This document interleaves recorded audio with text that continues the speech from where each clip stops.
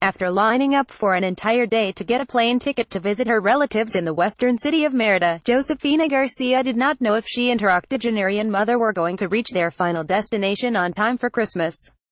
The airport is located 76 kilometers away from the city, and when they tried to book a cab in advance to take them to the place where they were going to stay, the taxi company said they could not make bookings because there is a shortage of gas, and management did not know if they were going to have enough fuel on the day of Josefina's arrival.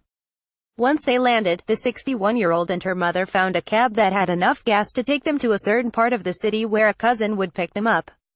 In the meantime, another cousin was lining up for gas. He was able to fill his sedan's tank after waiting for more than 6 hours. According to the Organization of the Petroleum Exporting Countries, the highest proven oil reserves in the world, including non-conventional oil deposits, are in Venezuela. Gentlemen, there is no more gasoline in Venezuela. In Venezuela, we are out of gas. In Venezuela, there is no gas oil. In Venezuela, there are no lube oils, said Ivan Freitz in a televised press conference. Freitz is the secretary of the Professional and Technician Division of the United Federation of Venezuelan Petroleum Workers. In his address, Freitz said that poor management led to the stoppage of 80% of the country's refineries. Only Amui and Cardon refineries are operative, and that is nothing. They produce 40,000 barrels per day, and the national demand is over 200,000 barrels of gas per day, he said. Venezuela's oil production has fallen to levels not seen since the late 1980s. According to the latest OPEC report, which is based on information provided by the Nicolas Maduro government, the country is producing about 2.3 million barrels of oil per day.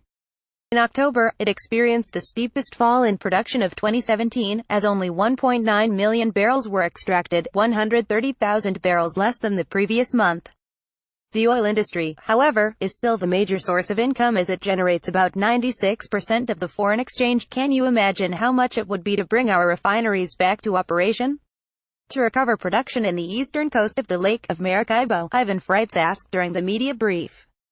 He blamed corrupt government officials for the fuel crisis, and dismissed the theory that it is all due to the sanctions that Donald Trump imposed on some key figures in the Venezuelan cabinet.